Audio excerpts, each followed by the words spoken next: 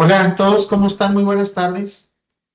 Bienvenidos, bienvenidas. Gracias a esta sesión que hacemos en vivo para nuestros clientes, los que se quieran incorporar para hacer preguntas o para compartir alguna experiencia del tema que vamos a tratar, y los que quieran verlo posteriormente en alguna de nuestras plataformas, pues también bienvenidos. Y esta es ya la sesión número 4 de este programa que estamos haciendo para tomar conciencia de todo el cambio que estamos viviendo, para que nos acompañe en esta transición de tantos cambios que están sucediendo en el entorno. Y lógicamente tenemos que ir adaptando nuevas acciones, actividades al interior de nuestra empresa. Esta sesión la llamamos los puntos claves de cada tipo de comprobante del CFDI.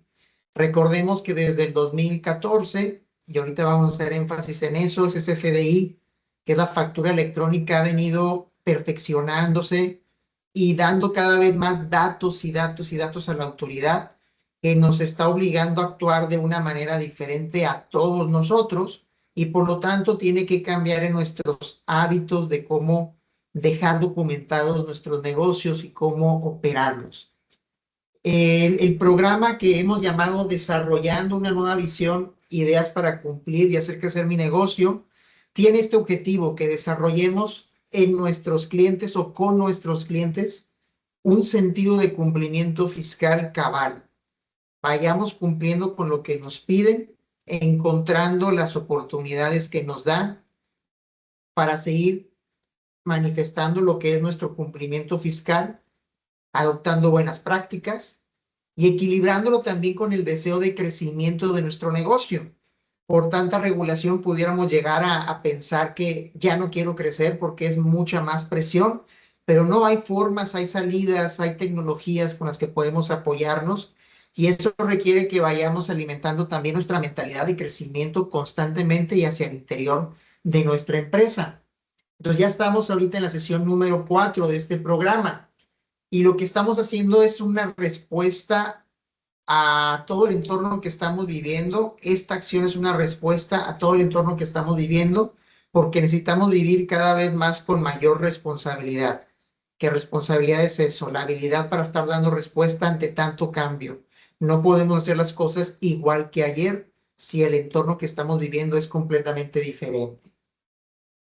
¿Cuál es el objetivo de hoy? El objetivo de hoy es que conozcamos los campos más importantes, más trascendentales de cada tipo de CFDI, para que estén perfectamente utilizados cuando los emitimos, pero también como los recibimos, y que esté acorde también a lo pactado en cada transacción, porque con esto evitamos discrepancias generadas por robots. Recordemos que el SAT está trabajando con robots para detectar invitaciones y para hacer revisiones, y evitar con eso caer en esta situación, ¿sí? Entonces, lo que queremos es detectar esos campos que tienen que ser más atendidos cuando emitimos y cuando recibimos, para que sea lo que acordamos en cada transacción y no sea sujeto de discrepancias que ahorita nos están bombardeando con muchas invitaciones.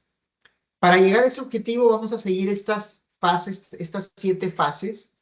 Unas de ellas son muy cortas y me voy a ir muy rápido, y hay otras donde vamos a tener más tiempo que eh, detenernos para analizar algunos de estos conceptos. Vamos a ver como punto número 1 algo de antecedentes y contexto, refrescarnos un poco de por qué estamos atendiendo este tema. Vamos a ver después cuáles son los tipos de CFDI que ya tenemos en nuestros catálogos de emisión. Vamos a ver los campos vitales de aplicación general. Luego el uso de CFDI por tipo de contribuyente, que es un campo súper importante y que cada vez vemos que es más causante de rechazo de algunos procesos si no se llena correctamente. Y luego veremos casos especiales, como por ejemplo los factorajes, los anticipos, cómo debemos de emitirlos. Y luego platicaremos de algunos errores comunes que tenemos que evitar cuando estamos en temas de CFDI, y llegaremos ya finalmente a las reflexiones finales. Entonces, en los próximos minutos vamos a disponernos para atender estas situaciones de aprendizaje. Y sí, estamos ahorita, si se dan cuenta, en Noventus este año tratando de comunicar más y tratar de hacerles llegar a nuestros clientes información para que también se capaciten ellos y capaciten a su equipo de trabajo, porque es la única forma que podemos reaccionar ante el entorno que estamos viviendo de fiscalización. Es decir, tener más prevención. Pero bueno, vamos a empezar con el punto número 1, antecedentes y contexto. La era digital en México empezó oficialmente en el año 2014 y esto lo he venido ya repitiendo de hace mucho tiempo. Dejamos atrás la era de papel, la era impresa y nos está tocando vivir la era digital, que en estos 11 años de que se inició, cada vez se perfecciona más y más y más. Y si antes era un crecimiento acelerado hacia arriba, ahora va a ser exponencial. Va a ser exponencial con las mayores tecnologías a las cuales tenemos acceso, tanto nosotros como las autoridades fiscales y los gobiernos, no nada más aquí en México, sino en todo el mundo. Entonces, el comprobante fiscal digital fue lo que vino a decir, empezamos la era digital y se ha venido perfeccionando y se han venido incorporando elementos como los complementos de pago o los red, como la misma evolución del CFDI o comprobante fiscal digital por Internet, que empezó en su versión 3.2, luego a su versión 3.3 y ahorita estamos en la 4.0, con la incorporación del buzón tributario, de la contabilidad electrónica, y eso hace que sean elementos que están dando vida a la era digital que estamos viviendo. Cada CFDI pues tiene campos específicos para información. En la era de papel no se enteraba la autoridad de nada de lo que pasaba con los contribuyentes hasta que tuviera un pitazo, hasta que viera una discrepancia muy evidente. Pero cuando ahora ya está todo interrelacionado y se están quedando registros en tiempo real de las transacciones en las cuentas bancarias y sobre todo en los CFDIs, pues ya saben SAT quiénes operaron en cada transacción, cliente, proveedor, o si hubo alguien que trasladó mercancía. ¿Qué transaccionaron? ¿Qué transaron? Es decir, ¿qué vendieron? ¿Qué compraron? ¿A qué precios? ¿A qué moneda? Si hubo descuento. ¿Cómo fue esa operación? Si fue a contado, si fue a crédito, si ya fue liquidada o no fue liquidada. Incluso dónde fue realizada, con datos de la emisión, con datos del receptor, con los datos de códigos postales, y no se diga todo el tema de metadatos que hay atrás. Hay catálogos definidos por la misma autoridad para llenarse en los campos de los FDIs. La información que va en ese vehículo o protocolo de entrega de información, que es el archivo XML, que sale en cada factura, pues trae campos perfectamente delimitados, llenados por catálogos definidos por ellos. Entonces, pues con esa información, hasta dónde puede saber el SAT de lo que sucede en mi negocio y en mis finanzas. Pues puedes saber muchísima información y explotarla para aumentar la recaudación, para validar si estoy cumpliendo de manera correcta, y puede dar margen también a muchas cosas que se pueden evidenciar de todos los contribuyentes, ¿no? Entonces tenemos que entender este contexto que estamos viviendo.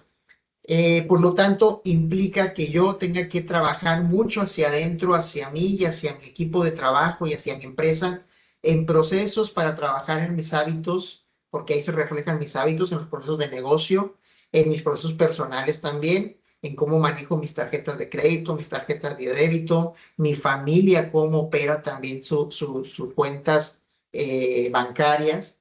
Entonces, ha evolucionado el alcance, la visibilidad del SAT hacia los contribuyentes.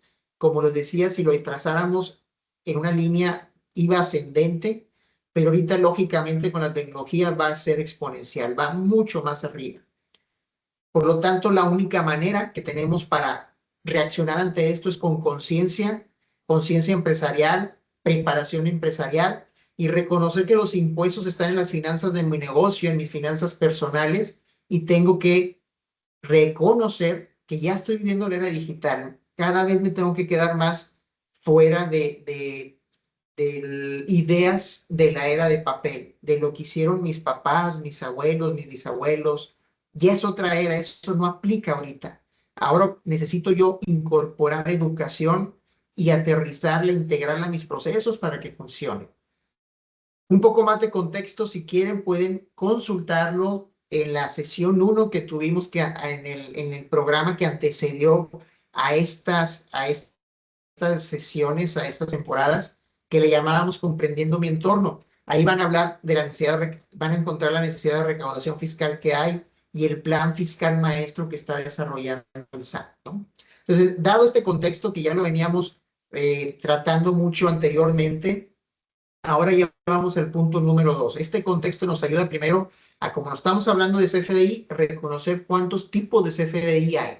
En un principio había solamente 2, ingresos y egresos, y después empezaron a evolucionar a lo largo de 11 años, y tenemos el de ingresos, egresos, el de pago, el de nómina, el de traslado y el de retenciones e información de pagos.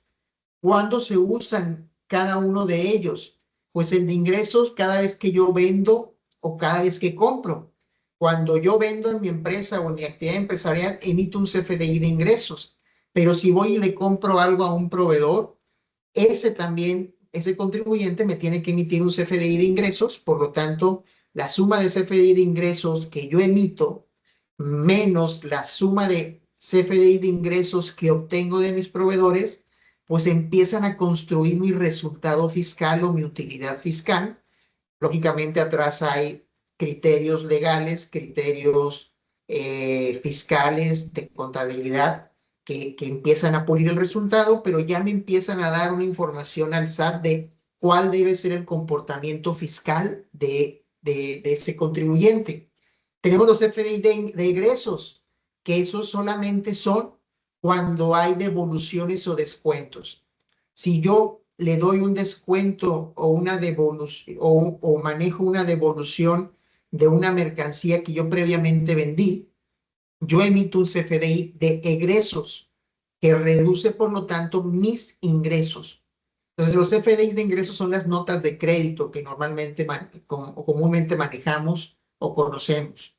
El CFDI de pago existe siempre cuando el CFDI de ingresos se emitió como un método de pago PPD. Por lo tanto, indica la fecha de pago de ese CFDI de ingresos. Al rato voy a puntualizar un poco más en esto, pero es vital para la afectación fiscal que exista de los momentos correctos en las operaciones correctas los CFDIs de pagos. El CFDI de nómina, que por su nombre sabemos que es cuando pagamos a los colaboradores de nuestra empresa o cuando yo recibo mi nómina dentro de la empresa. El CFDI de traslado, que es un CFDI que tiene muchos requisitos fiscales, que indica las mercancías que se están trasladando cuando cuando operamos con o lo emiten quienes operan, son dueños de sus equipos de transporte. Entonces, cuando lo tienen que trasladar después de ciertos kilómetros, tienen que emitir un CFD de traslado para esas mercancías. Y las de retenciones e información de pagos, cuando hay solamente algunos casos específicos. Por ejemplo, cuando hago pagos al extranjero, cuando emito dividendos o distribuyo dividendos a los accionistas. Entonces, estos 6 tipos de CFDI son una de las materias primas principales para las autoridades fiscales para decir si los contribuyentes están pagando de manera correcta sus impuestos. Y lógicamente con esta información se empieza a cruzar con lo que nosotros declaramos y es cuando el SAT empieza a decir a través de su robot si hay discrepancias o no. Por lo tanto, el contenido de información que vaya en este CFDI es muy importante. Bueno, ¿por qué son algunos campos más vitales que otros? Todos son importantes, pero hay unos que hacen que detonen el impuesto o no. El CFDI le entrega al SAT mucha información, entre ellos el momento de la causación. Y cuando hablamos de causación, pues ¿qué le interesa al SAT? Le interesa recaudar más y le interesa, por lo tanto, también rechazar deducciones las más posibles, porque en eso hace que aumente su base gravable de los contribuyentes y cobren más impuesto, cobren más impuesto. Entonces, en los FDIs se indica el momento de causación de los impuestos. Y a través de esta tabla les quiero recordar para que se vayan situando cada uno de ustedes cuáles les aplica. Por ejemplo, si tú eres una SA o una SDRL que está en el régimen general de ley, el impuesto sobre la renta se causa cuando se factura. Si tú eres una SA o una SDRL que estás en el régimen simplificado de confianza o reciclo, persona moral, o eres una sociedad civil, o eres una asociación civil, o eres una persona física de actividad empresarial, ya o reciclo o arrendamiento, el ISR se causa cuando se cobra o se paga en el caso de las deducciones. El IVA, que es el otro gran impuesto, si eres de las sociedades anónimas, sociedad de responsabilidad limitada del régimen general, el IVA se causa cuando se cobra o cuando se paga, no cuando emites el CFDI. Fíjense que ya estamos hablando de momentos diferentes. De igual manera, el grupo de contribuyentes que estoy poniendo acá abajo, personas físicas y personas morales reciclo, sociedades civiles y asociaciones civiles.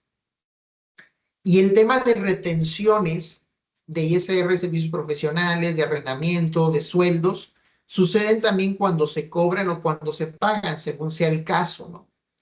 Entonces, fíjense cómo en la mayoría de estos que les estoy poniendo aquí, el momento del cobro y el momento del pago, es decir, el flujo de efectivo, es lo que detona el momento de causación del impuesto. Y eso va informado en los FDIs. Y para el caso de las personas morales del régimen general, sociedades anónimas, sociedad de responsabilidad limitada, el ISR se causa al momento de la emisión del CFDI, de la facturación. Entonces eso también va plasmado en los FDI. Por eso es muy importante que estos campos que voy a hablar más adelante estén bien llenados. El momento de causación es el vital que tenemos que cuidar. ¿Qué campos detonan eso? Primeramente, el campo método, porque entonces detona la necesidad también si puedo hacer un CFDI de pago posterior. Puede haber dos opciones en este campo, el método de pago. Puede ser un método PUE, pago en una acción de emisión, que significa que se liquida en el mismo mes de emisión. Si yo emito una factura el día 29 del mes y le pongo PUE, para el SAT significa que lo cobraste ese día, ese mes. Si yo emito una factura el día 29 con PPD, que es pago parcial o diferido, para el SAT significa que no lo cobraste este mes, que lo cobrarás posteriormente. Pues ya vimos en el slide anterior que el momento es el que causa el impuesto.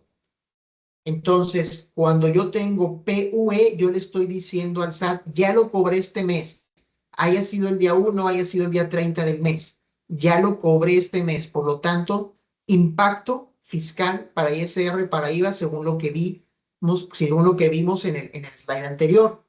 PPD, pago parcial o diferido o posterior, perdón, pago parcial o diferido o posterior, es como si fuera crédito.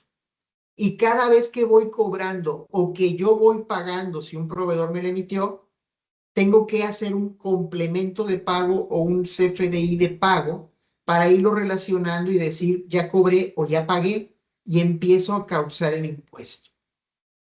Recuerden que todo esto el SAT lo toma en su robot si es cuando empieza a determinar sus impuestos o sus impuestos esperados por cada contribuyente. Método de pago es el más importante. Y luego viene forma de pago. La forma de pago también significa algo. Y aquí les estoy poniendo algunos comentarios en algunos de esos métodos de pago. Todas las opciones de pago posibles que hay aquí están en este catálogo. Pero los más usados, y son los que me voy a detener ahorita, es en los que quiero hacer un comentario. El método de pago de efectivo significa que yo pagué esa factura o que yo recibí dinero en efectivo. Recuerden que el efectivo es una forma de pago que han querido reducir las autoridades porque es difícil la trazabilidad de eso. Yo solamente puedo pagar facturas hasta 2,000 pesos en efectivo, menores de 2,000 pesos o hasta 2,000 pesos en efectivo. No lo puedo hacer en combustible. Los combustibles tienen que ser forzosamente por medios electrónicos, ¿sí? Pero eso es algo significativo porque si yo estoy pagando en efectivo algo que es mayor a 2,000 pesos y pido factura, no cumplo un requisito para deducir. Recuerden que el SAT quiere también rechazar deducciones. Por eso lo importante de este método. El método electrónico de pagos, el método de tarjeta de crédito, el método de tarjeta de débito, que son de uso común. El método intermediario de pagos, cuando hago pagos a través de PayPal, de Mercado Pago, por mencionar algunos, o que yo recibo pagos por ahí. Y el método por definir, que solamente se emite cuando o se asocia con los métodos de pago de PPD, que no he recibido pago. Cuando aún no se paga la factura, cuando yo no cobro la factura todavía. Por lo tanto, un método por definir me indica que después tengo que obtener obligatoriamente un CFDI de pago, ¿sí? ¿Cuál es un error común? Pues un error común de esto es que yo pagué por transferencia, pero quien me emitió me puso que fue con tarjeta de débito, de crédito o peor, con efectivo, ¿sí? Que no se respeta el método, la forma de pago. Entonces, estos campos le dicen mucho al SAT. El tercer campo es el régimen fiscal del receptor. Si tú estás comprando o pagando algo, tienes que validar que pongan tu régimen fiscal correcto cuando te están emitiendo la factura. Si tú estás emitiéndole a tus clientes, tienes que preguntarles su régimen fiscal que sea el correcto. ¿Por qué? Porque también entonces defines si es deducible o no lo que estás comprando, lo que se adquirió en esa factura. Por ejemplo, aquí estamos viendo que un régimen de sueldos y salarios, pues no tiene posibilidad de deducir cosas más que sus deducciones personales. Entonces, si hay un contribuyente que tiene ese régimen de salarios y otro más, pues entonces empieza a ser afectado, ¿no?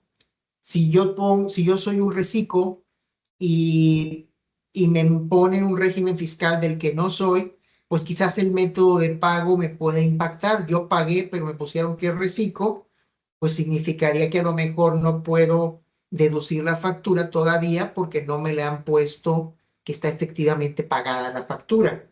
Entonces, más o menos este tipo de cosas están impactando en el régimen fiscal del receptor. Yo tengo que pedirle a mis clientes que me indiquen qué régimen fiscales tengo que poner. Se pone más delicado cuando mi cliente tiene dos o más regímenes fiscales. Que es una persona física y que tiene arrendamiento y que tiene salarios, por ejemplo, ¿no? Entonces yo tengo que preguntarle para qué régimen lo quiere en esos casos. Pues en esta tabla que ustedes la van a poder ver en su material o pueden ir deteniendo este material en el video para irlo entendiendo, pueden ir ver cuáles aplican para personas físicas y cuáles aplican para personas morales, que eso pues también es muy, muy relevante. Me voy al siguiente campo, que es el de producto o servicio, porque también eso trae un efecto en IVA o en IEPS. Oye, lo que yo facturo o me facturan, pues tiene que estar definido en un catálogo de productos que el SAT emitió, que son más de 52,800 productos, que está integrado por 4 niveles cada uno de estos códigos, pero lógicamente es difícil encontrar a veces de manera tan específica muchos de esos productos o servicios. Lo que está permitido por el SAT es poder llegar hasta el tercer nivel, hasta la clase. Son 8 dígitos, entonces puedo llegar hasta el sexto dígito, 2, 4, 6 dígitos, así, hasta la clase, según el catálogo, y eso ya me facilita la deducción. Puedo pedir en un catálogo del SAT la identificación del producto o servicio, ¿sí? Y en caso de que no exista uno en específico, se puede poner la clave 01010101 para indicar que no está identificado en el catálogo. ¿Cuál es la recomendación aquí? Si yo me dedico a comprar y vender un producto, pues ver también que me están facturando para identificar eso. No existe una guía de qué catálogo o qué código debo elegir. No existe. Requiere ser una decisión de cada contribuyente el decidir cuál producto o servicio elegir. Por eso hace sentido el que yo le elija desde la división, desde el grupo, de la clase, para ir viendo su desglose hacia abajo y saber qué hace sentido con ese grupo. La unidad de medida, pues es relevante porque hay muchas unidades de medida, 1700 medidas, más de 1700 medidas. Hay algunas que son complicadas de decidir, donde conviene más poner la medida ACT de actividad o la unidad de servicio de 48 cuando es definido por unidades de servicio, y donde impacta más esto es en el control de inventarios por el sistema. Imagínate tú comprar toneladas, das de alta toneladas, pero luego empiezas a vender kilos, pues tienes que tener un sistema, algo que te ayude a llevar el control de los inventarios y pasar de toneladas a kilos, ¿no? Entonces todo esto ocupa una integración en el sistema. Y desde el punto de vista fiscal, el catálogo del producto está relacionado con el IVA y con el ISR, con el IVA, perdón, y con el IEPS, que son los impuestos por producto o servicio por cada línea. Yo tengo que configurar en mi sistema cada vez que doy de alta un producto o servicio, cómo lo voy a tratar para efectos de ISR o IVA. Esto se complica si mi negocio maneja diferentes tasas de IVA o diferentes tasas de IEPS, perdón, de IEPS, no dije ISR, de IEPS, ¿sí? Porque hay 3 tasas de IVA, la del 16, la del 0%, la del 8%, y adicionalmente la exenta, una cuarta. Y de IEPS puede ser por tasa o por cuota. El IEPS es solamente para algunos productos o servicios. Pues cuando se está configurando esta información en el sistema, pues es importante que yo tenga certeza qué tasa le voy a poner, porque en cada línea, en cada producto se está grabando. Y esta información es la que al final hace el IVA que voy a pagarle al cliente, al SAT, o el IVA que me van a acreditar mis clientes, mis proveedores cuando yo les pague. Y por último está el RFC como campo, el RFC del receptor. Siempre el RFC se va a validar al timbrar. No podemos permitir emitir RFCs que no están en la base de datos del SAT. Ya lo hemos probado por algún error. Por ejemplo, quiero emitir a alguien que no está en la base de datos activa en el SAT, pues no se pueden emitir facturas, ¿no? Si es un receptor extranjero que no está dado de alta aquí en el SAT, yo tengo que utilizar el RFC XEXX0101010000. Lo estoy poniendo aquí en pantalla. O si es un cliente genérico que no tiene RFC aquí, puedo utilizar el RFC XAXX010101010000, ¿no? Y siempre cuando hay un receptor en el extranjero, ya el mismo sistema me obliga a que también identifique su número fiscal del país del cual es origen. Con eso empiezan a amarrar de manera internacional a los contribuyentes que tienen operaciones en el extranjero. Entonces, estos son de los campos más importantes que tenemos que estar capacitados en el momento del llenado y en el momento de la recepción de los FDIs. Pero hay otro campo que merece un punto aparte, que es el uso del CFDI, porque está relacionado también con el momento de la deducción y el acreditamiento. Y lo vemos reflejado mucho en el caso de personas físicas, más de personas físicas.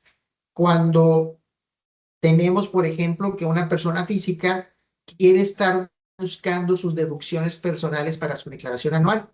Este cuadro que ustedes van a tener en su material creo que les va a ser de mucha utilidad, porque tenemos aquí por arriba, por régimen, de salarios, de actividad empresarial y por lo tanto de personas morales, aquí entran todas las personas morales, de honorarios, de arrendamiento, de enajenación, de adquisición, dividendos, otros ingresos y reciclo, personas físicas. ¿Qué uso de CFDI puedo utilizar? Por ejemplo, fíjense que los salarios, como ellos no pueden tener gastos mensuales, no está activa, no tiene un 1, el uso de CFDI de gastos en general o de adquisiciones de mercancías, porque ellos no se dedican a comprar y vender. Pero las personas morales tienen activas todas, excepto la de nómina, porque nómina no reciben las personas morales una nómina. Pero los de salario sí tienen, son los únicos que tienen activo el uso de CFDI de nómina. En honorarios, como es muy parecido a la actividad empresarial, tienen todas activas. El de arrendamiento, pues solamente las deducciones personales, ¿Cómo sé cuáles son las deducciones personales? Las que empiezan con la letra D. Fíjense cómo la letra D es la que me dice que yo puedo utilizar, este material, ¿no? Este uso de CFDI está claro. Y todas las que dicen I, que son de inversiones de activo fijo, en su mayoría esas inversiones no son deducibles en un solo ejercicio. Lo que yo compro, que pongo con la letra I, es deducible a lo largo de varios ejercicios, como una depreciación o como una amortización, ¿sí? Entonces, eso es muy, muy relevante saberlo, ¿sí? Eh, En el tema de los reciclos, pues es muy parecido a la actividad empresarial, pero si se dan cuenta, no tienen activos los DES de deducciones personales. ¿Por qué? Porque los reciclos no tienen declaraciones anuales en donde puedan utilizar las deducciones personales. Entonces, un reciclo, persona física, puede ser también asalariado, sí. ¿Por los salarios puede presentar declaración anual? Sí. Entonces, bien importante que aquel que persona que es asalariada, perdón, y reciclo, persona física, cuando está tramitando, cuando está haciendo gastos relacionados con su salud, que son de sus deducciones personales, declaración anual, pida el régimen de salarios y no el de reciclo, para que pueda entonces en su declaración anual utilizarlos.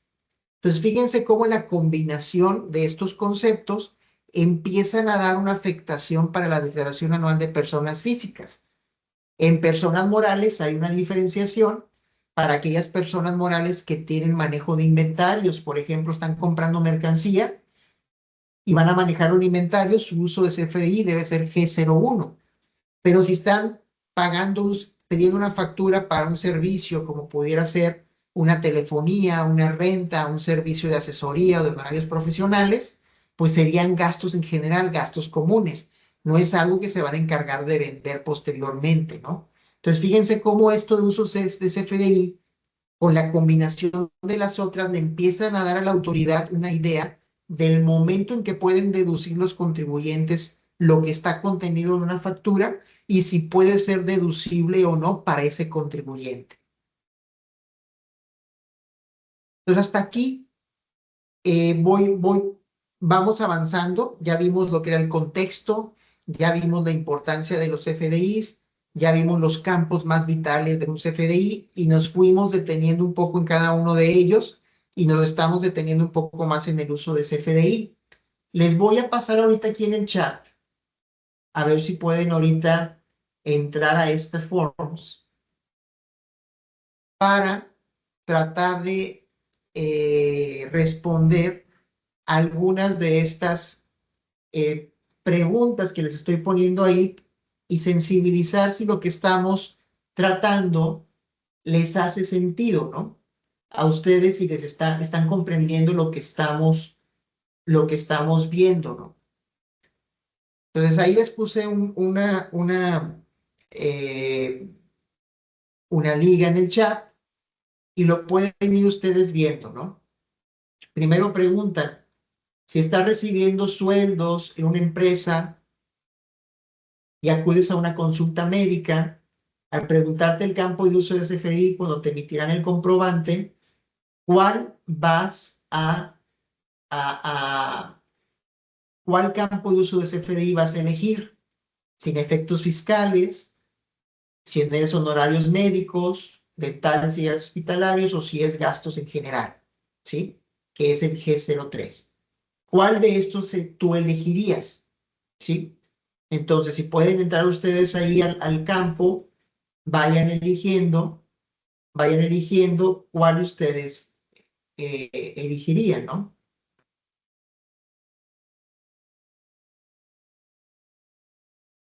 Y bueno, vamos viendo ahí las respuestas y vamos viendo que las respuestas se van decidiendo. Que en este caso sería eh, el de deducciones de gastos médicos. Luego, si seguimos avanzando, le dice, además de recibir sueldos, tienes actividad de reciclo como persona física. Si acudes con un dentista y pides factura, ¿cuál régimen fiscal elegirías para que te emitan el CFDI? ¿El de salarios, no sé, o reciclo? Decíamos que el reciclo no puede tener una deducción personal, por lo tanto, tendrías que elegir el de salarios. El número 3, si eres una sociedad anónima y emites una factura de un producto que te pagarán el próximo mes, ¿cuál método de pago elegirías? En ese caso, podrías poner PV o PPD. Recuerden que este método decide la afectación de los impuestos. Entonces, si tú vas a cobrar hasta el siguiente mes, te van a pagar el siguiente mes, pues lo lógico es que pongas PPD, pago parcial y diferido. Y eso significa que, por lo tanto, tengo que emitir un complemento de pago posteriormente, ¿no? Entonces, ya algunos de nosotros contestamos esa pregunta. Era para tratar de aterrizar en estas preguntas lo que hemos venido comentando, ¿sí? Ahora les agradezco mucho su respuesta. Ahora vamos a hablar un poco de los casos especiales. Los casos especiales, muchos nos topamos con estos casos. El principal es la cancelación del CFDI. Y hay varios temas específicos a cuidar aquí. Recordemos que desde hace un par de años solamente podemos cancelar CFDIs dentro del ejercicio fiscal antes de presentar la declaración anual. ¿Por qué? Pues por todo lo que estábamos viendo ahorita de la afectación fiscal que se tiene por los CFDIs. Entonces, si yo quiero cancelar una factura que emití, tengo que solicitar autorización a través de mi sistema o a través del portal del SAT y le va a llegar un aviso a mi cliente de que estoy solicitando la autorización para cancelar una factura. En ese momento yo tengo que elegir un motivo de cancelación. ¿Por qué lo quieres cancelar? Porque fue emitido con errores con relación a algo que ya emitiste, por lo tanto lo vas a sustituir, porque sí hay errores, pero no tienes que relacionar con ningún otro CFDI, porque no se llevó a cabo la operación o porque la operación estaba relacionada con una factura global. Recuerden que las facturas globales son aquellas ventas de los clientes que no me emitieron factura, no me pidieron factura principalmente, y que yo meto una sola factura a todas esas transacciones. Si un cliente posteriormente me pide que le emite una factura en específico, pues yo tengo que emitir esa factura y hacer referencia a que ya estaba en una factura global anteriormente, ¿no? Cuando yo pido la cancelación, tengo 3 días para aceptar o rechazar a través del portal, a través del buzón tributario. Y en caso de no ingresar, esos 3 días se entenderá como aceptar. Entonces tengo que estar atento a que las solicitudes de cancelación que me emiten, estarles dando respuesta. Entonces, esta cancelación de CFDIs, tengo que ponerle atención porque si yo emito facturas que quiero cancelar posteriormente, para el SAT se está significando que tuve 2 ingresos. Y eso puede ser sujeto a discrepancias, aunque no sea real. No hay aceptación, no hay cancelación, no hay aceptación de cancelación, no requiero que me lo acepten cuando hay CFDIs al público en general, cuando son menores a 5,000 pesos, cuando son de nómina, cuando los egresos, cuando son las notas de crédito, cuando son CFDIs de traslado, de retenciones de pagos, cuando son a residentes en el extranjero. Si lo hice 3 días antes, posteriores a su expedición, independientemente del monto, y los emitidos por el sistema financiero. Otro caso especial es el de las cadenas productivas o los factorajes, donde tengo que situarme en cuál función estoy yo, porque, por ejemplo, si yo hago una venta y entro a un factoraje, yo soy el acreedor y tengo un deudor que me va a pagar después, pero adentro en medio hay una empresa de factoraje. Entonces yo emito mi factura normal hacia mi cliente con una forma de pago por definir, con un método parcial, pago en parcialidades. Cuando el acreedor requiere la solvencia y entra en juego una empresa de factoraje, entonces yo cedo los derechos de cobro de esa factura a una empresa de factoraje, que es la empresa factor, Y esta empresa factor me emite a mí, yo siendo el acreedor, la pura factura por los servicios que ellos me van a cobrar, que normalmente es el descuento o la comisión que van a cobrar. Y le ponen ellos la forma de pago de compensación. Después, yo recibo el dinero por parte del factoraje, emito a ellos, a la factoraje, un complemento de pago para recepción de pagos o un CFDI de pagos por el pago total de la operación y expreso dos nodos de pago, uno relacionado con cada uno de ellos, es decir, mi primer nodo diciendo que recibí el pago del factor y el segundo que es por compensación, indicando el monto que dejé de recibir por la comisión que ellos me cobraron. Y el factor va a emitir un CFDI de complemento de pago de la factura previa que me había puesto, ¿no? El factoraje, la empresa de factoraje va a emitir ese CFDI, pero al deudor donde le está cobrando a él el complemento, ¿no?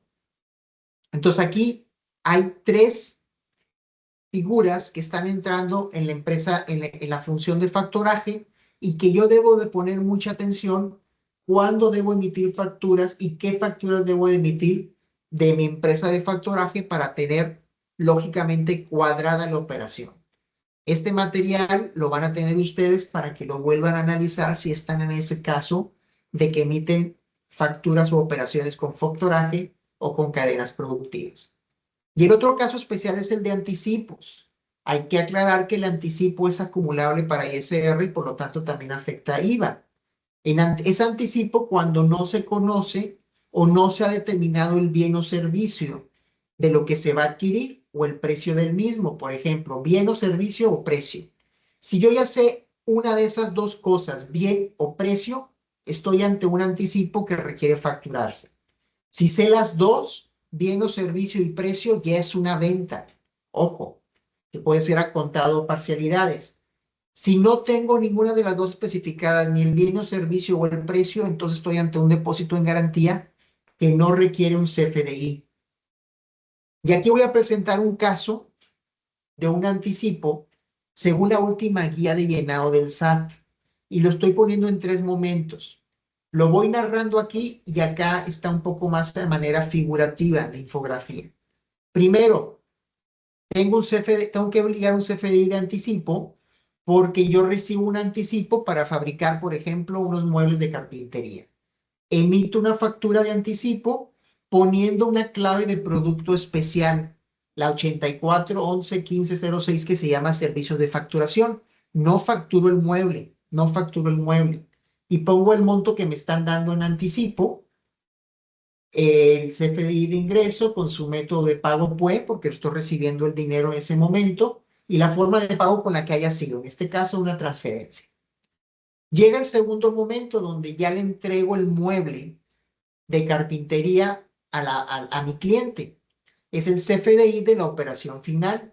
Entonces, ahora sí yo facturo el producto que estoy vendiéndole o el servicio que le estoy vendiendo, elijo eso del catálogo del SAT, pongo el precio pactado total, que en este caso son 20,000 pesos, pero pongo como método de pago PPD y utilizo la forma de pago por definir, porque todavía no recibo completamente el pago, pero con el campo relación, hay un campo que se llama relación, y le pongo el concepto aplicación de anticipos, y pongo la UID o la unidad, la clave única de identificación del CFDI de anticipo, el UID que me dieron en el punto número 1.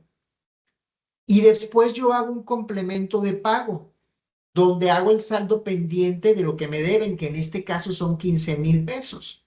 Estos 5,000 pesos previos, cuando hice aplicación de anticipos y le puse el UID inicial, ya le estoy diciendo al SAT que lo estoy relacionando con este y que ya cobré los 5,000 pesos cuando le había dicho. En el complemento de pago le estoy diciendo que me están por cobrar 15,000 pesos o que me estoy cobrando 15,000 pesos según el método que me hayan pagado, ¿no?